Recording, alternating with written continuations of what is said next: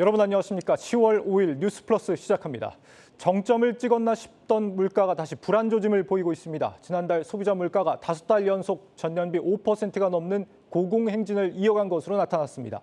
외식 물가는 30년 만에 가장 많이 올랐는데 추경호 경제부총리가 주장하는 물가 10월 정점론이 힘을 잃고 있습니다. 첫 소식 전민정 기자입니다. 올해 들어 98년 외환위기 이후 가장 높은 수준인 6%대로 치솟았던 소비자 물가 상승률. 8월에 이어 지난달까지 2달 연속 5% 중반대를 기록하며 오름세가 주춤해졌습니다. 물가 상승세가 본격적으로 꺾이고 있는 것 아니냐는 기대감이 나오면서 정부는 물가 10월 정점론을 유지하는 모습입니다. 9, 10월 정점론에서 오늘 이거 보시고도 변함이 없으신가요? 예, 저는 제 생각에는 변화가 없습니다. 보통은 이제 정점을 찍으면 급격하게 쭉 내려와야 되는데 내려오는 속도는 완만하게 내려올 거다. 하지만 아직 물가 상승세 둔화에 대한 체감은 어렵습니다. 장바구니 물가와 직결되는 농산물 가격과 외식 물가가 여전히 고공행진하며 불안한 모습을 보이고 있어서입니다. 김장철을 앞뒀지만 작황이 좋지 않았던 배추와 무가 90% 넘게 폭등하면서 채소류 가격은 1년 전보다 22%나 뛰었고 외식 물가 상승률은 치킨과 생선회 등이 크게 오르며 92년 이후 30년 만에 가장 높았습니다.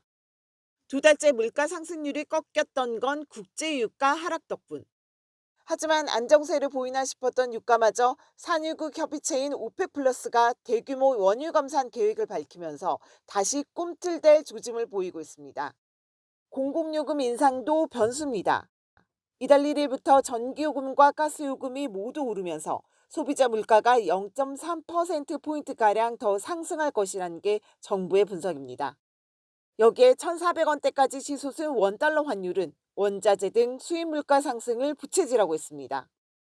환율 급등세가 국내 물가 상승 압력을 증대시키는 그런 요인으로 작용할 가능성이 있고요. 전기가스 요금하고 도시가스 요금이 인상이 예정돼 있는 것도 상방 요인으로 꼽을 수 있을 것 같고요. 한번 10월 달에 오르면 11월, 12월 다 오르는 식으로 나가는 거니까. 이렇듯 분위기가 심상치 않자 한국은행도 상승률은 소폭 낮아졌지만 내년 초까지 5에서 6%대의 오름세가 계속될 것이라며 물가 불안에 대한 우려를 내놓은 상황. 10월엔 소비자 물가가 다시 6%대에 진입할 수 있다는 전망이 나오면서 물가 정점 시기가 정부 예상보다 더 뒤로 밀릴 가능성까지 점쳐지고 있습니다. 정부는 에너지 가격 변동성에 적기에 대응하고 이달 중 김장철 채소류 수급 안정 방안을 마련해 생활 물가 잡기에 나선다는 계획입니다. 한국경제TV 전민정입니다. 네, 증시 프리즘 박찬희 기자 나와 있습니다. 박 기자, 물가가 또 다른 국면에 진입하는 것처럼 보이는데요. 맞습니다. 앞서 살펴보신 것처럼 지난달까지는 이 물가 상승세가 둔화됐다는 것을 확인할 수 있었는데요. 네. 그러나 이달 초부터 인상된 공공요금이 향후 이 지표에 반영이 되면 물가지수는 다시 상승할 전망입니다. 뿐만 아니라 오늘 밤에 예정된 이 오펙 플러스 회의에서 대규모 감산이 예상되는 점도 물가 상승 우려를 부추기고 있습니다. 산유국들은 국제유가 하락에 대응하기 위해서 하루 100만 배럴에서 최대 200만 배럴까지 감산할 것이라는 입장인데요. 지난 2월 러시아의 우크라이나 침공 이후 130달러 가까이 폭등했던 국제유가는 중국의 코로나19 봉쇄 정책과 경기 침체로 수요 둔화 우려가 커지면서 지난 6월부터 4개월 내리 하락하고 있습니다. 이번 감산은 지난 2020년 하루 1,000만 배럴 감산 이후 가장 큰 규모가 될 전망인데요. 감산 최저 예상치인 이 100만 배럴은 전 세계 원유 수요의 1%에 달할 정도로 엄청나게 큰 규모입니다. 대규모 감산에 대한 우려는 이미 시장에 선 반영되고 있습니다. 70달러 선까지 내려왔던 이 WTI는 일주일 새에 14%가량 급등하면서 90달러를 바라보고 있습니다. 일각에서는 이 국제유가가 다시 100달러를 돌파할 것이다라는 주장까지 나오고 있는데요. 이에 따라 물가지수는 이 공공요금 인상과 또 국제유가 상승이 반영되면 향후 더 올라갈 전망입니다. 네, 이 석유와 천연가스 같은 경우는 보통 이제 달러로 결제가 이루어지기 때문에 뭐 러시아나 사우디 같은 이런 산유국들 입장에서는 최근에 이제 달러가 강세를 보이면서 기름을 팔아도 좀 손해를 볼 수밖에 없습니다. 최근에 이 두 나라를 중심으로 이제 감산을 강조하고 있는 이런 이유도 그 때문이다라고 이해를 해볼 수 있겠는데. 만약에 유가가 오른다고 한다면 경기에는 당연히 부담을 줄 수밖에 없겠죠. 특히 뭐 미국도 당연히 경기에 부담을 겪겠지만 신흥국들을 중심으로 이 부담이 좀 심화되지 않을까 염려가 되는 부분입니다.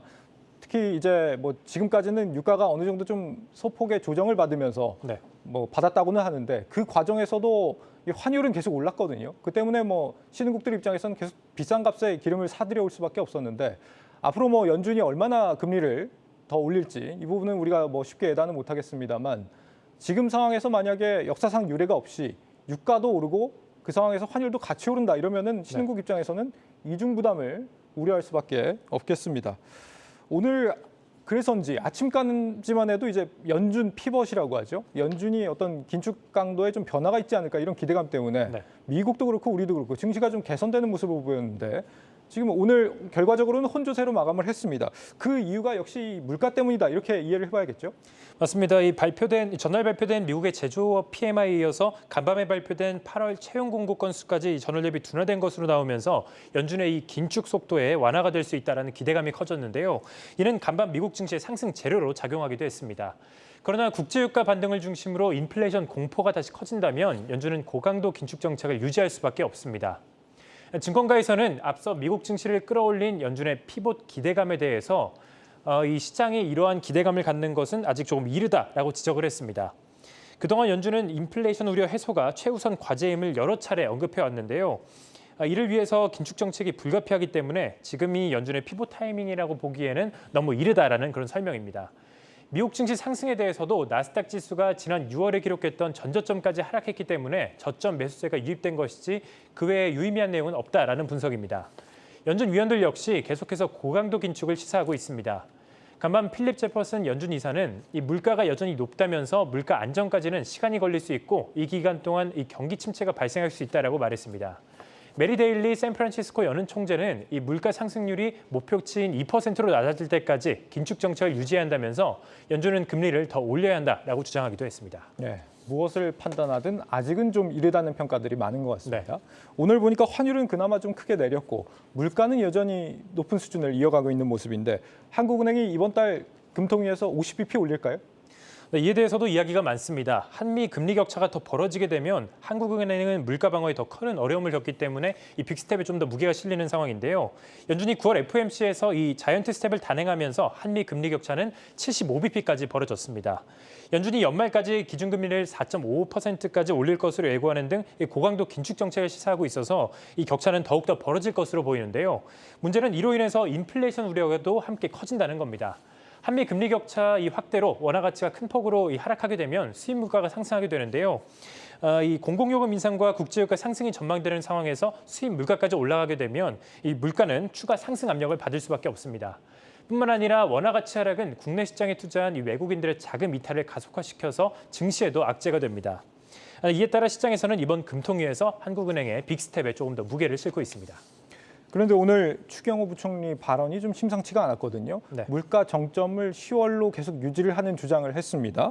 물론 이제 한국은행 같은 경우는 뭐 독립적으로 의사결정을 하는 기관이다 이렇게 얘기를 하지만 요즘 분위기는 또 그렇게만 볼 수도 없는 것 같아요. 지금 한국은행 입장은 어떻습니까? 네, 이창용 한국은행 총재의 멘트부터 살펴보도록 하겠습니다. 기준금리를 25bp씩 점진적으로 인상하는 베이비 스텝을 고수하겠다라고 앞서 이야기한 바 있는데요. 그러나 한국은행이 이 다음 주 금통위에서 베이비 스텝을 단행하고 연준이 이 다음 달 11월 FOMC에서 또다시 자이언트 스텝에 나서게 되면 한미 금리 격차는 125포인트까지 5bp까지 커지게 되는데요.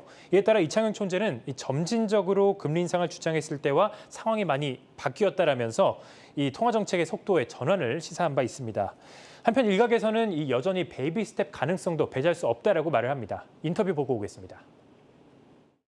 이창용 총재가 국제 금융시장이 환경이 바뀌면서 빅스텝 가능성을 제시했었거든요. 그러다가 기재부 장관이 한국 경제 강등이 어렵기 때문에 빅스텝으로 가는 건 경기 침체라든지 가계부채 문제가 있다 그러면서 한국은행하고 기재부하고 의견이 약간 조율이 안 되는 그런 모습을 보여준 게 일반적인 예상은 원래 한국은행이 0.5%포인트 빅스텝으로 갈 거라는 예상이 더 많았는데 기재부 장관이 부정적인 뉘앙스를 보이면서 이번에 금통위에서 0.25%포인트 로 갈지 0.5%포인트로 갈지 불확실한 측면이 있는 거거든요.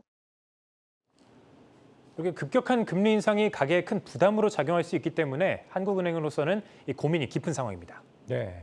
이 9월 한 달 동안 달러 대비 원화 환율이 100원이 올랐거든요. 이런 경험을 하고도 한미 금리 격차를 더 벌린다. 이 옳은 선택일지 모르겠습니다. 금통위의 독립성 이번 기회에 한번 테스트해 보죠. 증시 프리즘 박찬희 기자였습니다.